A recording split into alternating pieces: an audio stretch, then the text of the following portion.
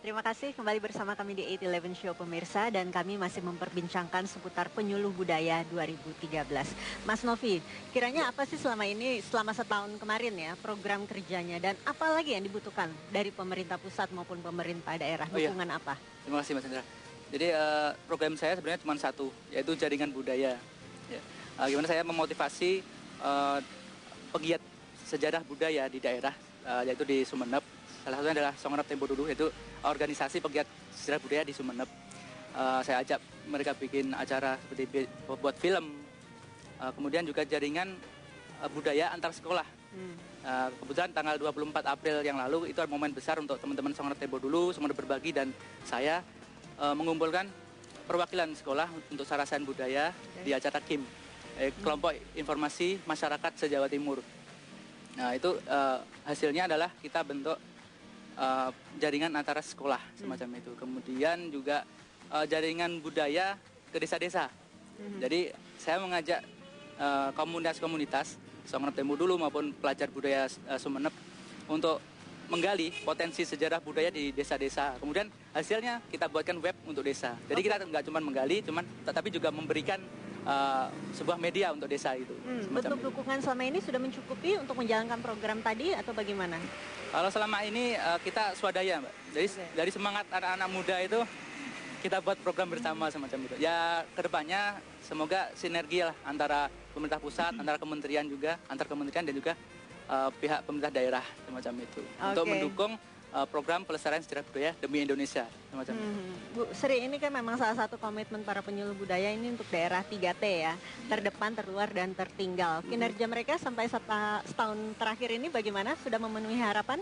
Ya, Mbak Chandra, saya kira kalau memenuhi harapan saya kira belum. Karena apa? Ini kan baru 1 tahun dan memang 1 tahun kemarin itu kami sebagai kita jadikan tolok ukur. Kalau ini berhasil, berarti kan pemerintah juga pasti ada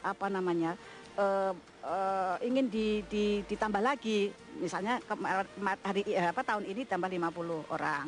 Nah itu berarti kenapa baru 50 orang? Karena kami sendiri sebagai pengelola atau penanggung jawab penyuluh budaya itu memang kami belum merasakan secara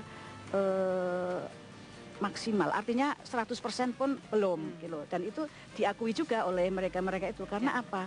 Memang baru tahun pertama. Tahun pertama itu kan belum tentu juga bisa memahami wilayah dia secara menyeluruh. Jadi belum bisa, sehingga kami pun juga memaklumi untuk hal ini, walaupun harapan kami 100%, kalaupun sudah dilakukan 75% itu sudah luar biasa.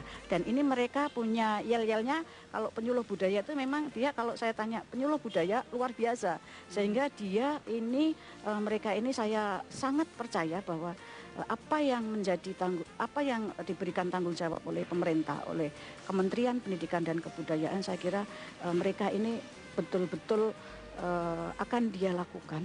Karena apa? Ini sudah menjadi niat ya secara lahir batin, dan kemarin saya tantang sama mereka waktu pembekalan.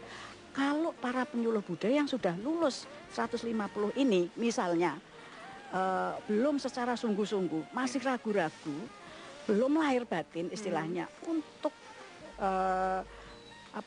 melakukan pelestarian kebudayaan di mana nanti ditempatkan di daerah itu, sudah lebih baik sekarang pikir-pikir. Nah, pikir-pikir karena jangan berpikir nanti enak, bukan. Karena ini sangat berat, wilayahnya sangat berat.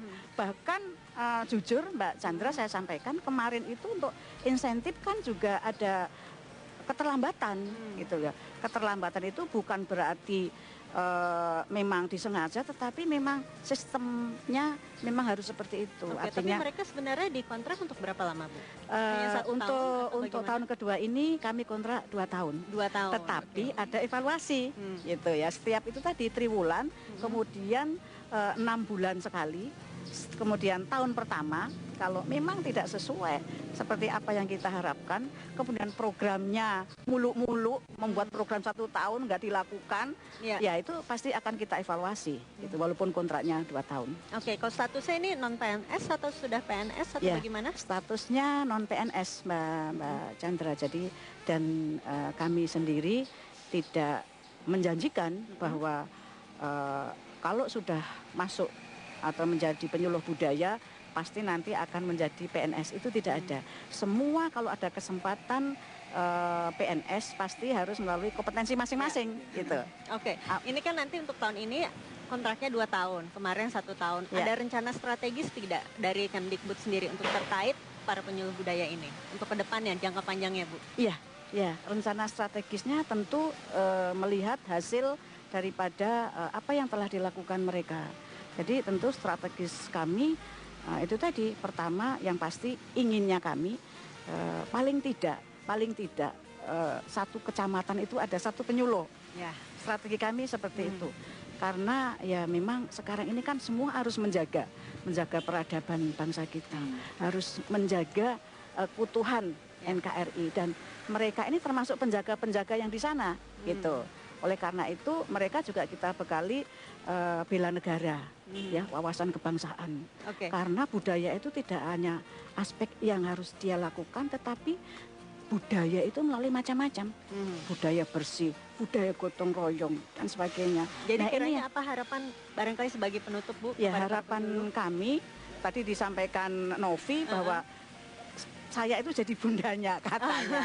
Ada yang bunda, ada yang mami, gitu. Dan jadi berharap semuanya bisa berjalan dengan lancar, ya, Bu. Baik. Kami harapkan seluruh penyuluh budaya ini satu misi, satu visi, saling berkomunikasi, saling apa ya? Baik. Yang pasti bekerja dengan baik, dengan kompak. Baik, terima kasih Bu Sri dan juga Mas Novi atas waktunya. Namun kita harus mengakhiri perbincangan kita. Namun tetap bersama kami di Metro TV, pemirsa. Kami akan kembali setelah pariwara berikut ini dengan informasi menarik lainnya. Terima kasih.